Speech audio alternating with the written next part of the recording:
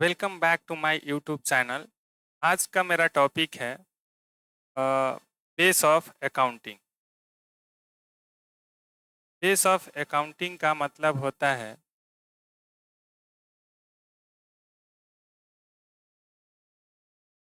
लेखांकन के आधार। ठीक है, लेखांकन के आधार।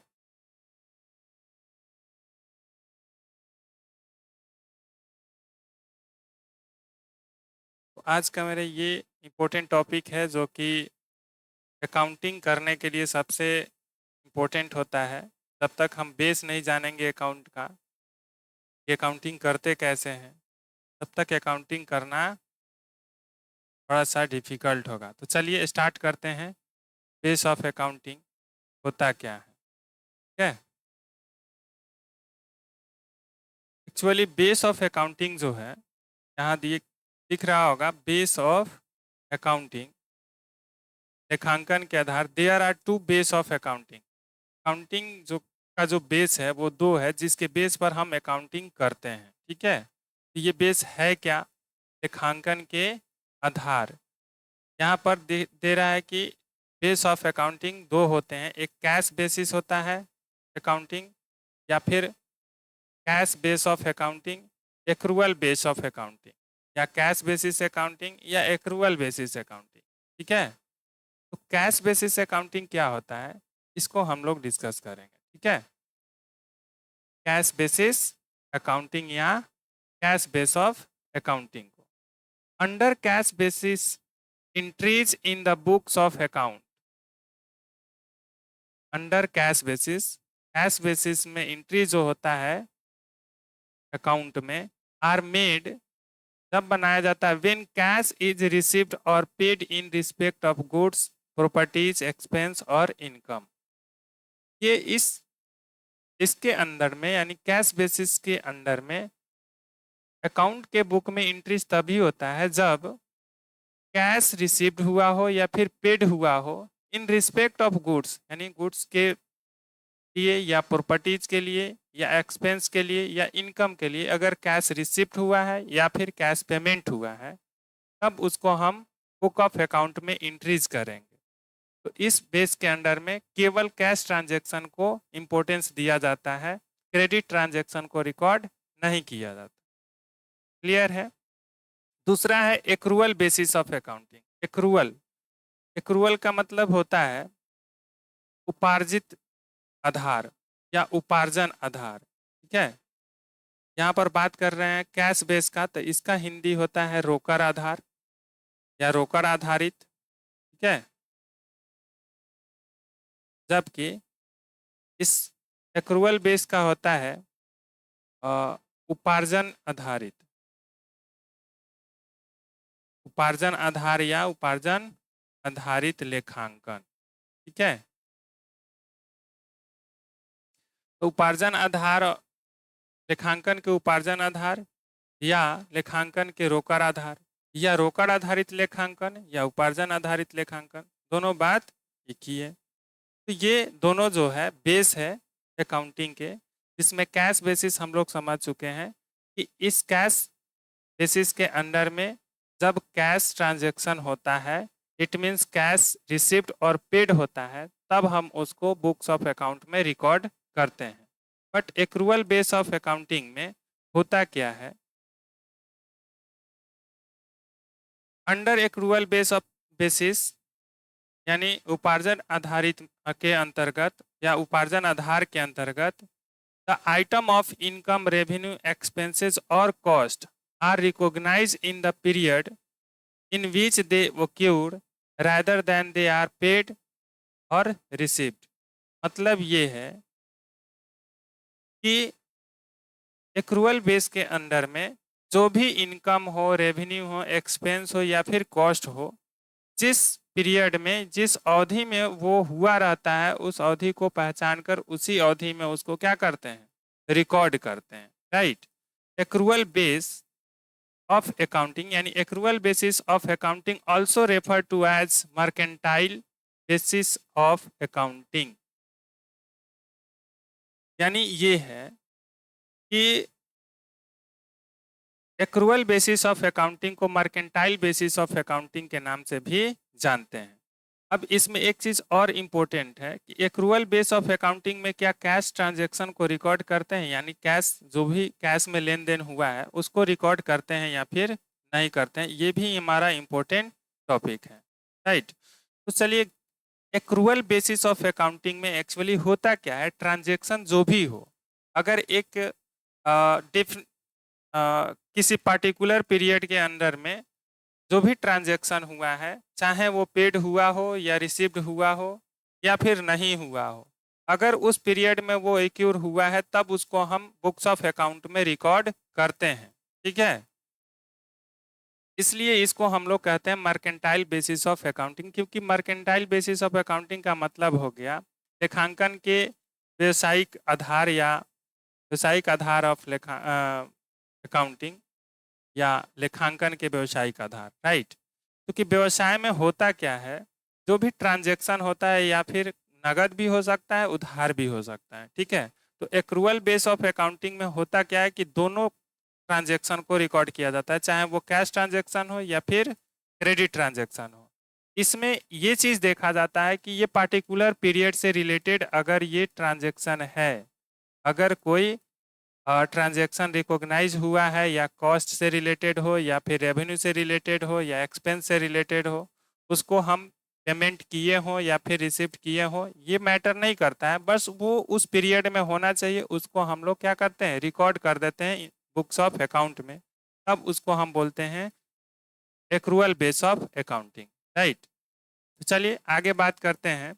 एक्रूअल बेस ऑफ अकाउंटिंग को आईसीएआई भी हमारा जो है वो भी आईसीएआई भी डिफाइन किया है। आईसीएआई को हम लोग कहते हैं institute of chartered accountant of India.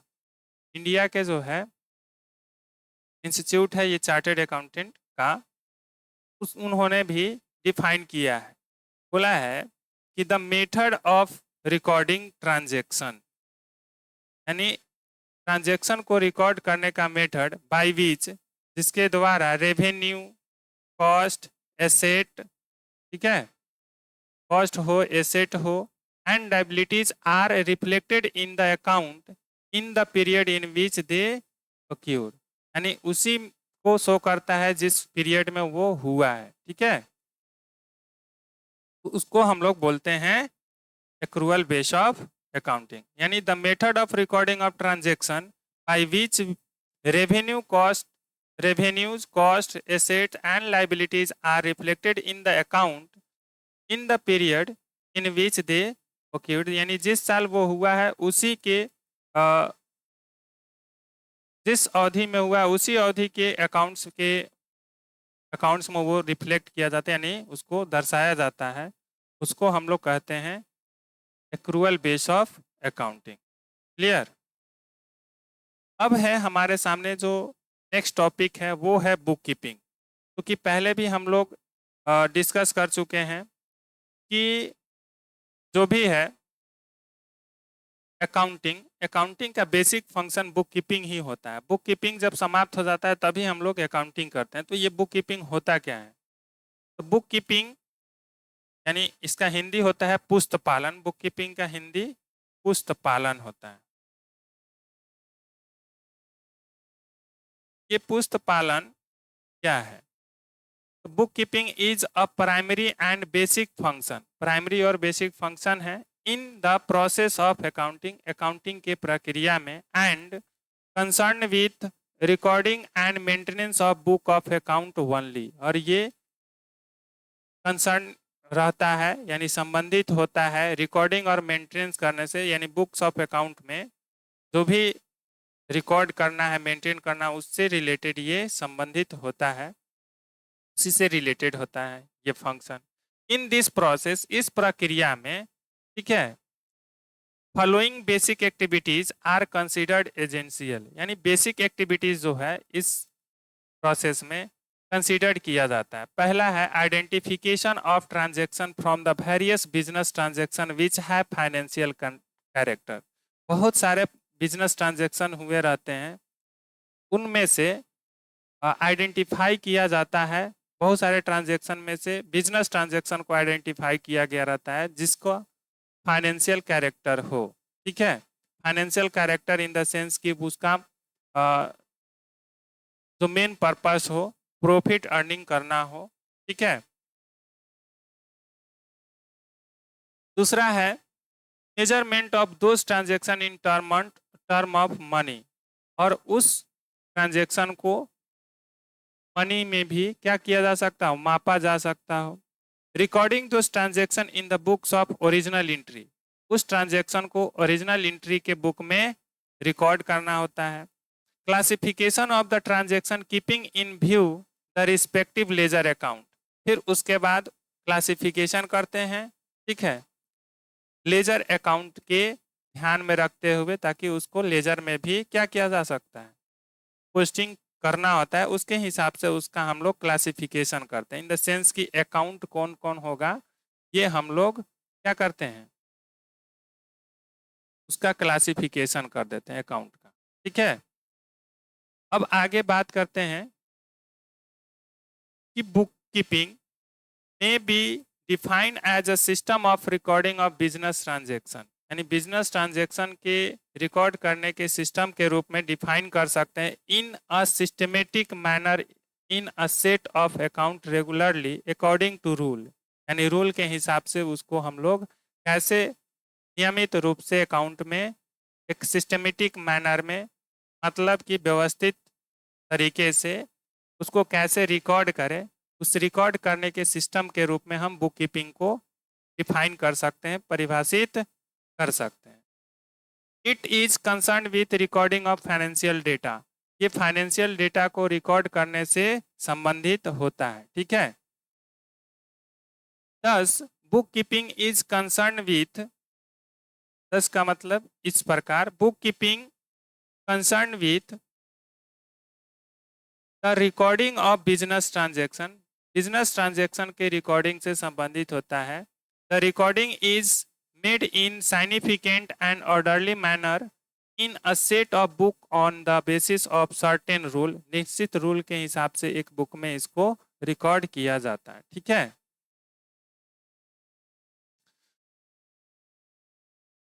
There are some important system of bookkeeping, bookkeeping के जो कुछ महत्वपूर्ण सिस्टम है वो नीचे दिया गया है। एक बार यहाँ समझिए, ये इससे क्लियर होता है कि जो बुक कीपिंग है, ये बुक कीपिंग कंसर्न होता है किस चीज़ से, तो बिजनेस ट्रांजैक्शन को रिकॉर्ड करने से।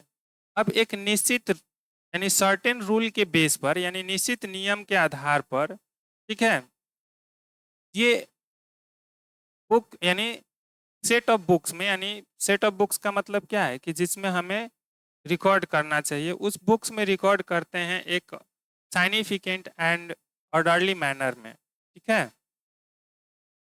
एक व्यवस्थित तरीके से उसको हम रिकॉर्ड करते हैं, यानी यही इसी में बुक कीपिंग में ही ये रिकॉर्ड किया जाता है, जो कि एक सेट ऑफ बुक्स होते हैं, और ये इसमें रूल जो होता है वो निश्चित होता है, उस रूल के आधार पर ही हम लोग क्या करते हैं, रिकॉर्डिंग को करते हैं। तो चलिए, इसके जो इम्पोर्टेंट सिस्टम्स है, यानी बुक कीपिंग का जो इम्पोर्टेंट सिस्टम है वो कौन से सिस्टम है, बुक कीपिंग में कौन कौन से सिस्टम का यूज किया जाता है, उसके बारे में पढ़ लेते हैं। सबसे पहला दिया हुआ है हमारा single entry system. Single entry system का मतलब होता है इकहरा लेखा प्रणाली, इकहरा लेखा प्रणाली सिंगल एंट्री सिस्टम का मतलब होता है, सॉरी, इकहरा लेखा प्रणाली।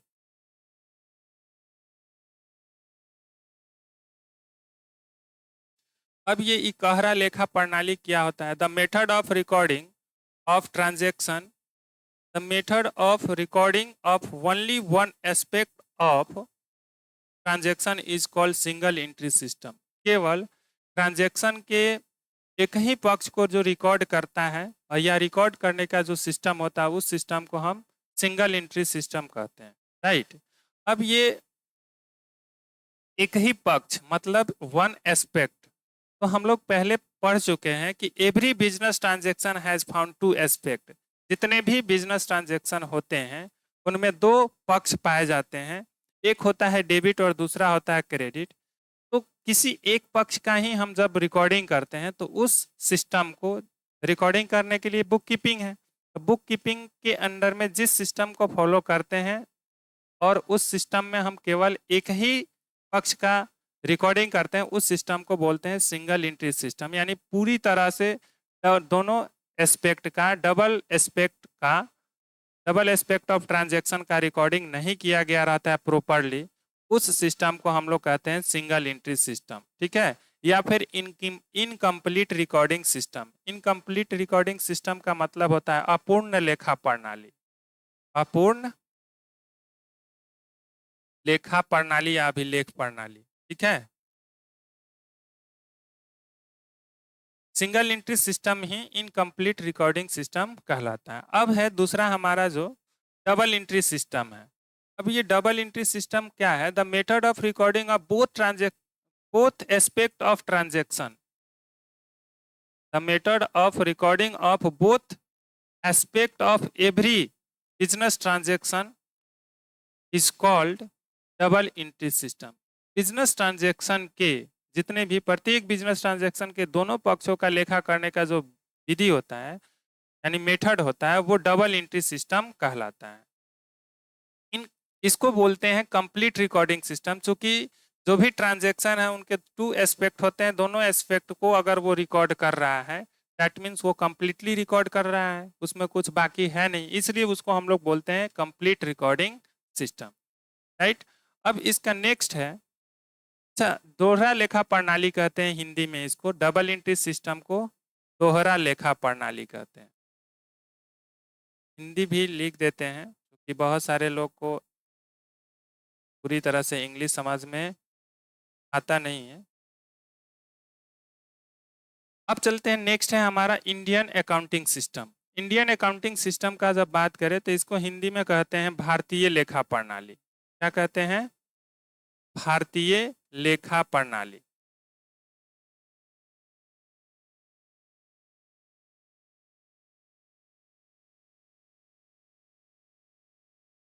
भारतीय लेखा प्रणाली क्या है? तो भारत में जो लेखा करने के लिए जिस प्रणाली का यूज किया जाता है उसको हम लोग क्या कहते हैं? भारतीय लेखा प्रणाली कहते हैं। भारतीय लेखा प्रणाली में जो भी हम लोग रिकॉर्डिंग करते हैं वो लगभग सिंगल एंट्री सिस्टम के बेस पर ही होता है। इसमें भी क्या होता है, पार्टिकुलर पर्सन्स का लेजर रखा जाता है, खाता बही रखा जाता है और उसी में लिखा जाता है। खाता बही में लिखने का जो रूल होता है वो हिंदी नंबर लिखा जाता है। जैसे हिंदी नंबर 1 हो गया, 2 हो गया, 3 हो गया, 4 हो गया, ठीक है, 5 हो गया, 6 हो गया, 7 हो गया,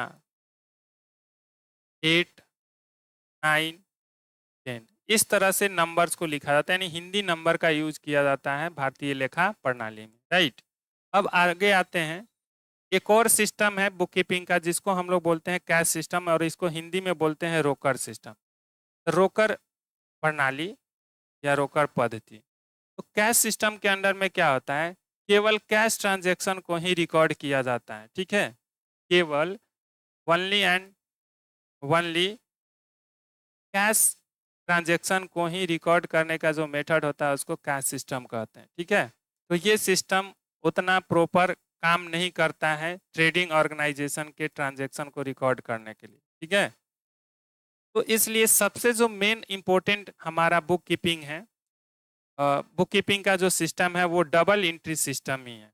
मेन बुक कीपिंग का सिस्टम कौन सा है? तो वो डबल एंट्री सिस्टम है। डबल एंट्री सिस्टम ही आज पूरे वर्ल्ड में छाया हुआ है और इसी का यूज हो रहा है अकाउंटिंग के लिए। तो डबल एंट्री सिस्टम ही हम लोग के लिए इम्पोर्टेंट है और इसी को ज़्यादा हम लोग फोकस करेंगे समझने के लिए। ठीक है, इसका हिंदी होता है दोहरा लेखा प्रणाली। तो आप लोग भी याद रखिएगा कि जो भी हम लोग ट्रांजैक्शन करेंगे, सॉरी अकाउंटिंग करेंगे, वो डबल एंट्री सिस्टम के बेस पर ही करेंगे। ठीक है, क्योंकि ये पूरे वर्ल्ड में एक्सेप्टेबल है, पूरे वर्ल्ड में इसको यूज किया जाता है। अब आइए, क्योंकि ट्रांजैक्शन जो होता है वो किसी न किसी फाइनेंशियल कंसर्न में ही होता है। Financial concern in the sense of organisation, जो भी फाइनेंशियल ऑर्गेनाइजेशन होता है या जो भी कंपनीज होते हैं या जो भी इंस्टीट्यूशन होता है वो दो टाइप के होते हैं, यानी कंसर्न माने ऑर्गेनाइजेशन या इंस्टीट्यूशन या संस्था, ठीक है। तो ये फाइनेंशियल कंसर्न वित्तीय संस्थाएं जो होते हैं वो दो तरह के होती है, एक होती है ट्रेडिंग कंसर्न्स और दूसरा होती है नॉन ट्रेडिंग कंसर्न, ठीक है। ट्रेडिंग कंसर्न्स उस कंसर्न्स को कहते हैं जिसका मेन पर्पस होता है टू अर्न प्रॉफिट। इसका मेन पर्पस क्या होता है? To earn profit.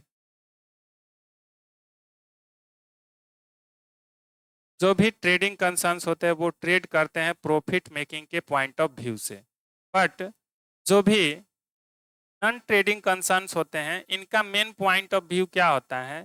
Profit earning करना नहीं होता है। इसका मेन पॉइंट होता है to serve the society, to serve the society या फिर वेलफेयर। इसका जो मेन पर्पस होता है वेलफेयर होता है। वेलफेयर का मतलब हो गया समाज कल्याण, ठीक है, या सामाजिक कल्याण। तो इसका मेन पर्पस क्या होता है? सामाजिक कल्याण करना, ठीक है। तो इसमें जो ट्रेडिंग कंसर्न होते हैं वो सिंगल एंट्री सिस्टम का भी यूज कर सकते हैं, डबल एंट्री सिस्टम का भी यूज कर सकते हैं, इंडियन अकाउंटिंग सिस्टम का भी यूज कर सकते हैं। लेकिन जो नॉन ट्रेडिंग कंसर्न होते हैं वो ज़्यादातर कैश सिस्टम को ही क्या करते हैं? फॉलो करते हैं, अधिकतर कैश सिस्टम को फॉलो करते हैं, ठीक है। इसका मतलब ये नहीं कि केवल वो कैश सिस्टम का ही फॉलो करते हैं, ऐसा बात नहीं है। उसमें भी एक्रूअल बेस को रखा गया है, एक्रूअल बेस ऑफ अकाउंटिंग का यूज करके उसमें भी रिकॉर्डिंग किया जाता है। लेकिन ये ज़्यादातर जो रिकॉर्डिंग करते हैं वो किस सिस्टम पर? तो कैश सिस्टम के बेस पर ही करते हैं। आई होप कि क्लियर हो गया होगा। अब चलते हैं, अब नेक्स्ट हमारा जो टॉपिक है some basic accounting terms.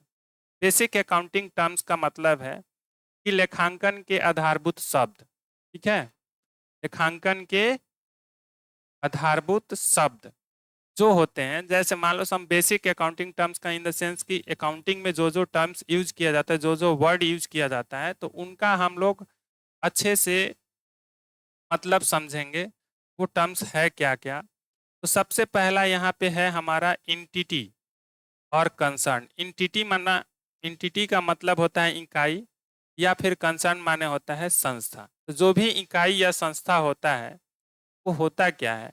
An economic unit, एक आर्थिक इकाई जो हो, विच में बी बिजनेस एंटिटी और नॉन बिजनेस एंटिटी। जो बिजनेस एंटिटी भी हो सकते हैं और नॉन बिजनेस एंटिटी भी हो सकते हैं। यानी business entity in the sense कि इंटरप्राइज हो सकता है जो व्यवसाय करता हो, ये जो व्यवसाय नहीं करता हो उसको भी हम लोग क्या कहते हैं? एंटिटी और कंसर्न कहते हैं, जो कि ऊपर में क्लियर है, ठीक है।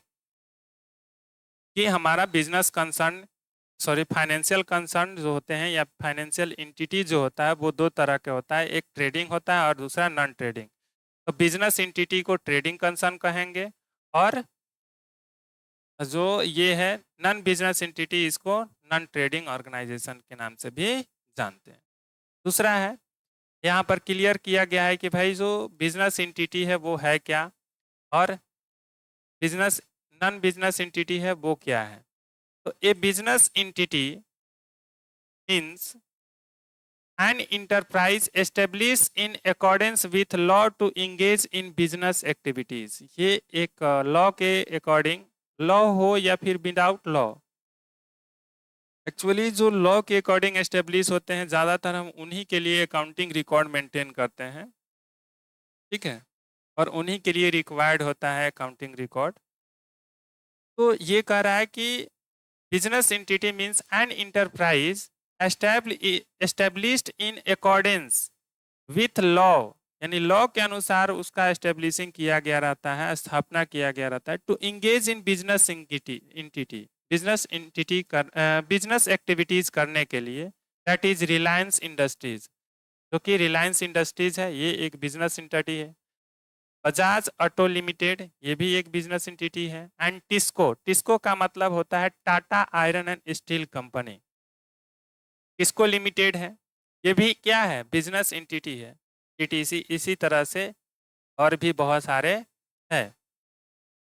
अब चलते हैं, दूसरा हमारा टॉपिक है in non business entity. Non business entity का मतलब होता है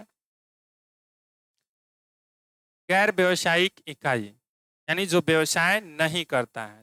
तो a non business entity is an entity, एक ऐसा एंटिटी होता है setup in accordance with law, जो कि लॉ से ये भी सेटअप किया गया होता है। No to engage, not to engage in business activities, जो कि बिजनेस एक्टिविटीज में इंगेज नहीं होता है, but for the welfare of the society in general, यानी सोसाइटी के वेलफेयर के लिए इसको सेटअप किया गया रहता है इन जनरल, और फॉर इट्स मेंबर, या फिर इसके मेंबर के लिए, या सभी के लिए, या फिर इसके मेंबर के लिए। इसको ये वेलफेयर का काम करता है, ये बिजनेस एक्टिविटीज नहीं करता है। Such entities are also called not for profit organization. इस तरह के जो एंटिटीज होते हैं इसको हम लोग नॉट फॉर प्रॉफिट ऑर्गेनाइजेशन भी कहते हैं, या नॉन ट्रेडिंग ऑर्गेनाइजेशन भी कहते हैं, या नॉन प्रॉफिट ऑर्गेनाइजेशन के भी नाम से जानते हैं। ठीक है। सच एज रोटरी क्लब, ये एक रोटरी क्लब है जो कि नॉन बिजनेस एंटिटी है। Charitable hospital non business entity है, जिसमें बिजनेस एक्टिविटीज नहीं किया जाता है, इसमें केवल वेलफेयर एक्टिविटीज को ही शामिल किया जाता है। ठीक है। ईटीसी और भी बहुत सारे हैं इसके एग्जाम्पल। आगे चलते हैं। चूंकि बिजनेस का जो भी अकाउंटिंग हम लोग करते हैं उसका मेन जो आधार होता है ट्रांजैक्शन होता है। जब तक हम ट्रांजैक्शन को समझेंगे नहीं तब तक हम आगे कुछ नहीं कर सकते हैं। यानी ट्रांजैक्शन, पहले भी हम बताए हैं कि ट्रांजैक्शन जो होते हैं ये दो टाइप के होते हैं। एक होता है जनरल ट्रांजैक्शन, जिसका कोई पर्पस नहीं होता है अकाउंटिंग में, ठीक है, या कोई यूज नहीं होता है अकाउंटिंग में जनरल ट्रांजैक्शन का। और एक, देखिए, दो तरह के जो होता है, एक जनरल ट्रांजैक्शन है,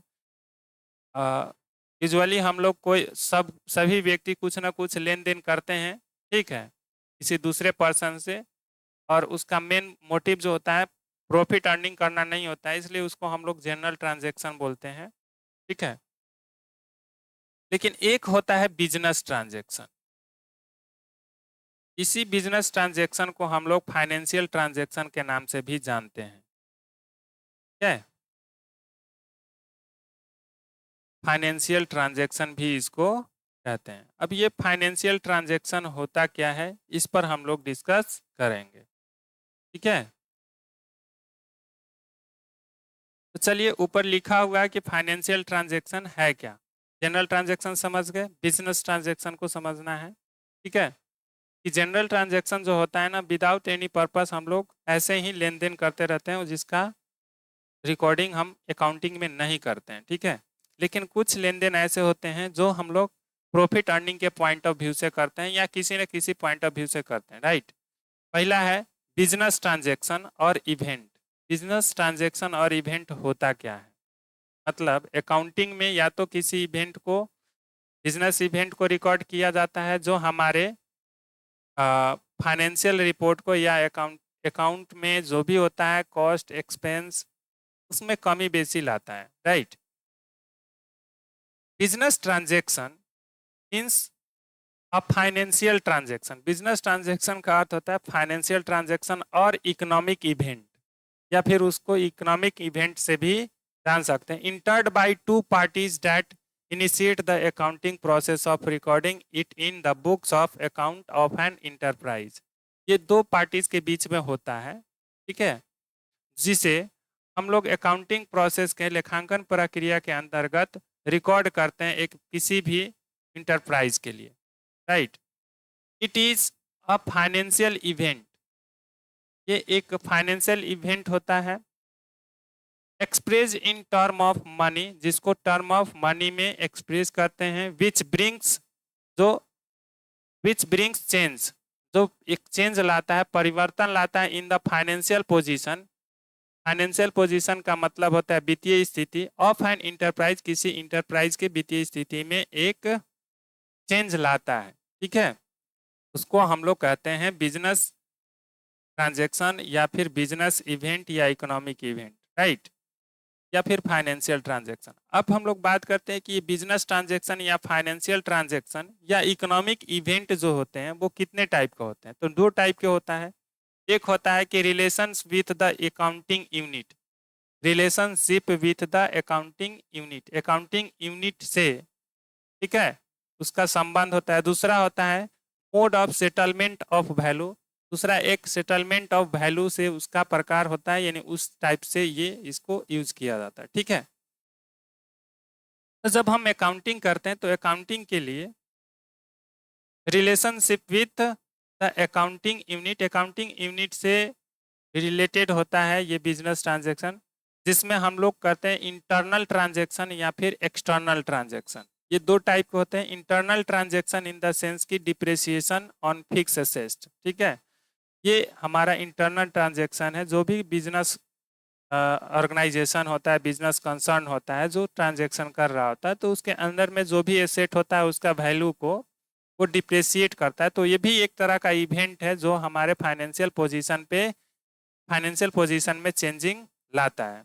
एक्सटर्नल ट्रांजैक्शन और बिजनेस ट्रांजैक्शन, एक्सटर्नल ट्रांजैक्शन जो कि बाहरी पार्टी से यानी एक्सटर्नल पार्टीज के बीच में होता है, जो भी लेन देन होता है वो। और ये है mode of settlement of value, value को सेटलमेंट करने वाला जो ट्रांजैक्शन होता है वो कैश ट्रांजैक्शन, यानी कैश में हम रिसीव करते हैं या पेमेंट करते हैं, फिर या क्रेडिट ट्रांजैक्शन, या फिर यूं कहें कि हमारा जो बिजनेस ट्रांजैक्शन होता है वो चार तरह के होता है। पहला होता है इंटरनल ट्रांजैक्शन, दूसरा एक्सटर्नल ट्रांजैक्शन, तीसरा कैश ट्रांजैक्शन और क्रेडिट ट्रांजैक्शन। देखो, अगर हम बिजनेस ट्रांजैक्शन को बात करते हैं relationship with the accounting unit, accounting unit के आधार पर अगर हम बिजनेस ट्रांजैक्शन का बात करें तो दो तरह के ट्रांजैक्शन होगा, एक इंटरनल ट्रांजैक्शन होगा और एक एक्सटर्नल ट्रांजैक्शन होगा, ठीक है।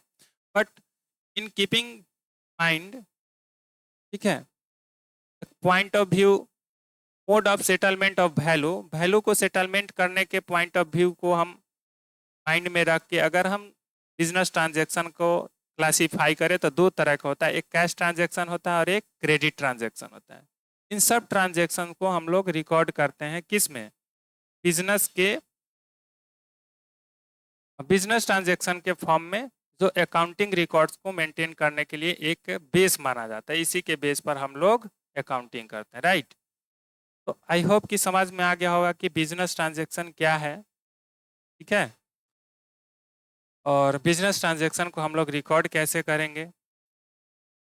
अब जो हमारा main basic accounting terms of accounting होगा नेक्स्ट, उसका होगा एसेट। क्या होगा? एसेट। एसेट मतलब होता है संपत्ति। संपत्ति का बात करेंगे नेक्स्ट क्लास में, नेक्स्ट सेशन में, नेक्स्ट वीडियो में। तब तक के लिए बाय।